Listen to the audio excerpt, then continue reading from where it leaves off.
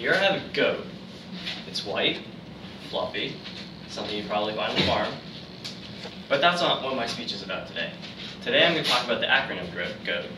And what it stands for is the greatest of all time. So when I think of tennis and I think of the greatest of all time, I think of this guy, Roger Federer. He's the greatest of all time and the best in the current #1. Now I know some of you don't play tennis. We have a couple football players. I know you all have bikes, maybe not very well. But so some of you guys might not care about this guy. But let me tell you why you might be interested. Because throughout the speech, I'm not going to talk about the game of tennis, because tennis is a game where you hit a ball over a net, and you might not be interested about that. But you might be interested about why this guy's the greatest. Because he is a sports icon. Through the use of his racket, he creates history. He's the only Swiss player to have 15 Grand Slams, and that's the best of all time. So throughout the speech, I'm going to talk about why he is so good. I'm going to talk to you about why he's better than his competitors and who's widely debated against. And I'm going to talk to you about his off-court behavior. Because if you are a great athlete, but you do something like terrible, like you take steroids, then your reputation is totally tarnished. But Roger Federer is a class act, and because of this, it also aids in him being the greatest of all time. So why he is so good? Every one of these trophies are his. Like I said, he has 15 Grand Slams. There are 4 different Grand Slams: the US Open, the Wimbledon, Australian Open, and the French Open. Now, the US Open and Australian Open are played on hard courts, which are the regular tennis courts you'd see outside here. And then they have Wimbledon, where you play on grass, where the ball, it stays low and it's a quicker game. And then we have the clay court, which is in the French Open, where the ball bounces a little higher and you have extended rallies. Roger Federer has won 3 Australians, 1 French, 6 Wimbledons, and 5 US Opens, according to ATP. His overall win-loss record is 678 to 161, which is 80%. And considering how he's been pro since 1998, it's an astonishing feat. These statistics speak for themselves.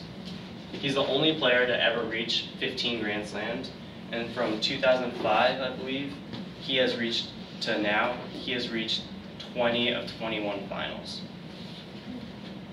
Next, I'm going to talk to you about people that Roger Federer is debated to be maybe not as good as. Pete Sampras is probably the one that they talk about the most. He used to have the record of most Grand Slams won. He had 14. But there are some flaws, I think, and I believe that Pete Sampras has that keep him from being called the greatest of all time. He had a serve and volley game type, which is you hit the serve as hard as you can, and then you run up to the net to put the next ball away. But because of this really fast game style, he was never able to win a French Open. Thus, he's not a complete player. Next, we have Rod Laver. Rod Laver won the calendar Grand Slam, which is all 4 of them, in 2 years in a row. And he's won 11 in total, which is not anywhere close to Roger Federer.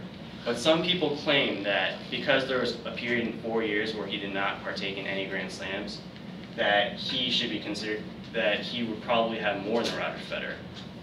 But my question is this: if we are going to go by coulda, woulda, shouldas, then Roger Federer would have more Grand Slams to his name, because he is beaten by the king of clay, Rafael Nadal, in 3 finals. This guy. Rafael Nadal beat Roger Federer from 2005 to 2007 in every French Open final they played. Rafael Nadal is the king of clay because his game style is he'll run after every single ball like it's his last ball. On clay, his record is 179 to 16 according to ATP, an astonishing 92% win. Already he's considered the greatest clay courter, but he's not considered the greatest player of all time. This is because although he runs after every single ball as it's his last, his knees are already showing a wear. And this year, this year he hasn't had as great results as he used to have. Like, he won the Australian Open, but that was about it. And then he got upset at the French Open. So that's why Roger Federer is better than these people. Now off court, Roger Federer commands 3.1 million fans. He's a great tennis ambassador. People pay to watch him, and it's a treat to watch him. He has a Roger Federer Foundation where he helps kids in South Africa with school, sports opportunities, and he's also a UNICEF ambassador where he helps kids with food. Finally, he won the Laureus Sportsman of the Year 4 times. Laureus of the Sportsman of the Year is a really big honor because it shows that you're not only an elite at your sport, but it also shows that you're a gentleman while doing it. Now, people like Kobe Bryant haven't won because they have had affairs that really pushed them, that have been really publicized. And although he's the reigning NBA champion, he's never had one. In conclusion, the bottom line is Roger Federer is the greatest of all time.